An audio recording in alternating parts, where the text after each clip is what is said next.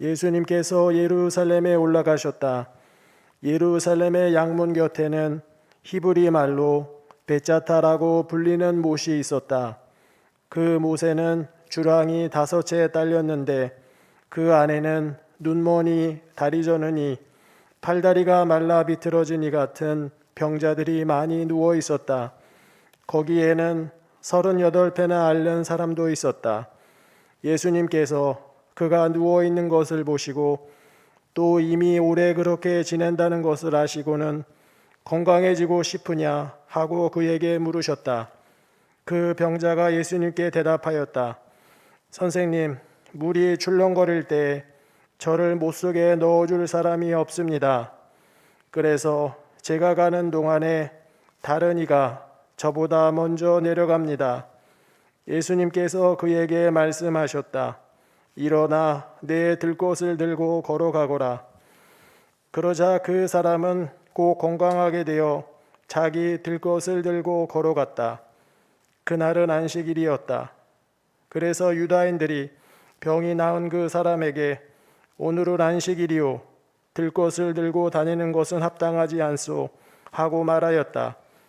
그가 나를 건강하게 해주신 그분께서 나에게 내 들것을 들고 걸어가라 하셨습니다 하고 대답하자 그들이 물었다. 당신에게 그것을 들고 걸어가라 한 사람이 누구요? 그러나 병이 나은 이는 그분이 누구이신지 알지 못하였다. 그곳에 군중이 몰려 있어 예수님께서 몰래 자리를 뜨셨기 때문이다. 그 뒤에 예수님께서 그 사람을 성전에서 만나시자 그에게 이르셨다. 자, 너는 건강하게 되었다. 더 나쁜 일이 너에게 일어나지 않도록 다시는 죄를 짓지 마라. 그 사람은 물러가서 자기를 건강하게 만들어주신 분은 예수님이시라고 유다인들에게 알렸다. 그리하여 유다인들은 예수님께서 안식일에 그러한 일을 하셨다고 하여 그분을 박해하기 시작하였다. 주님의 말씀입니다.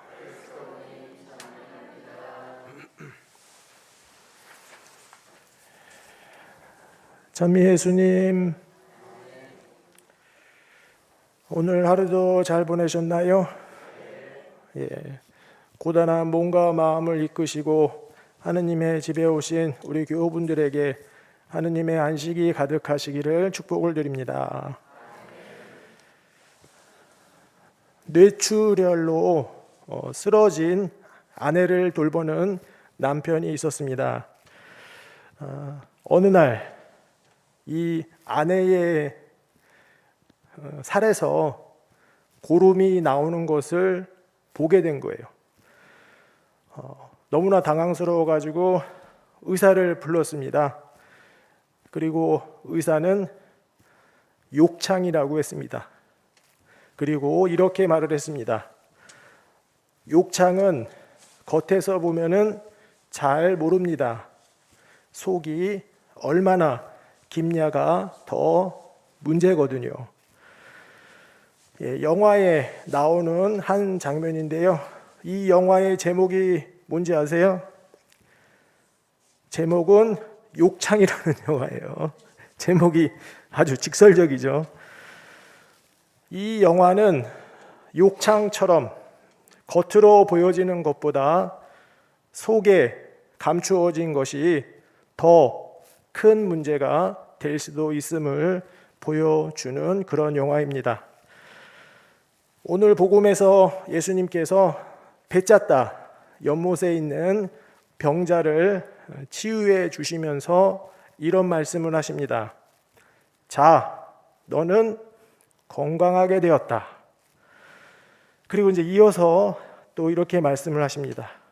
더 나쁜 일이 너에게 일어나지 않도록 다시는 죄를 짓지 마라. 예수님께서 말씀하시는 더 나쁜 일이란 어떤 일을 두고 말씀을 하시는 걸까? 더 나쁜 일은요, 먼저 겪은 나쁜 일보다 더 나쁘다는 걸 말씀하시는 거죠. 먼저 겪은 나쁜 일은 뭐냐 하면 38년 동안이나 병에 걸려가지고 고통을 겪게 된 일, 그게 나쁜 일이에요. 그러면 이거보다 더 나쁜 일이 있을 수 있을까요? 38년 동안 아픈 그거보다 더 아픈 일이 일어나지 않도록 조심하래요. 그러면 이보다 더 나쁜 일은 도대체 무엇을 말하는 걸까? 이번 주일에 교우분들이 영명주기를 맞이한 저를 위해서 영적 예물을 주셨습니다. 액자 이렇게 담아서 주셨는데 거기에 사진이 저보다 훨씬 낫더라고요. 그 사진 옆에 우리 교우분들의 바람이 이렇게 적혀 있었습니다. 하느님의 은총과 축복 속에서 늘 영육간 건강하시기를 바랍니다. 라는 우리 교우분들의 바람이 있었는데, 늘 영육간 건강하십시오, 이런 말 많이 쓰시죠? 영육간 건강은 두 가지를 말하는 거죠. 육적인 건강, 그리고 영적인 건강을 말하는 건데, 예수님께서 말씀하시는 더 나쁜 일이란 영적인 건강을 잃어버리는 것을 말씀하시는 거예요. 영적인 건강을 잃어버리게 되면, 육적인 건강을 잃어버려서 38년 동안 고통받는 것도 힘들지만, 그것도 말할 수 없이 너무나도 고통스럽지만 이보다 더 큰 고통을 겪게 되는 거예요. 영적인 건강을 잃어버리게 되면 끝이 없어요. 고통이 영원한 고통을 겪게 됩니다. 그래서 우리에겐 육적인 건강만큼이나 영적인 건강도 중요한 거예요. 그래서 우리 교우분들이 영적 예물을 봉헌하시면서 저의 육적인 건강만이 아니라 영적인 건강을 빌어 주셨습니다. 오늘 독서에 어떤 물에 관한 이야기가 나옵니다.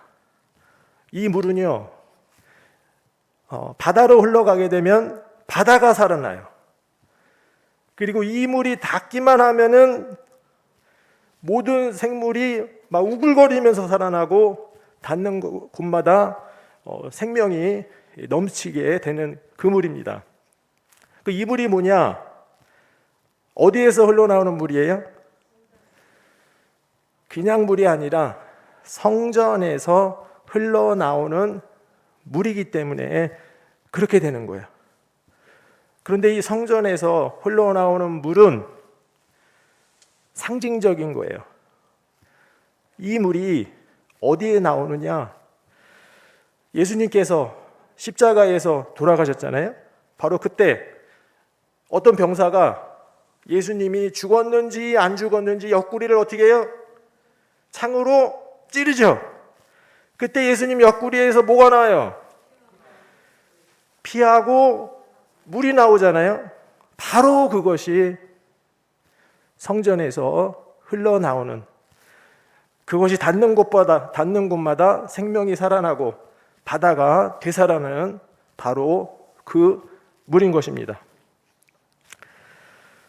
이 물이, 다시 말하면 이 예수님이 닿는 곳마다 이제 영적인 생명이 건강해지는 거예요. 그 영적인 생명이 건강해진다라는 것은 그럼 무슨 뜻이냐면, 우리 마음이 사랑으로 풍요로워진다라는 것을 의미하는 겁니다. 세상 사람들은 나쁜 일이 생기지 않도록 애를 많이 씁니다.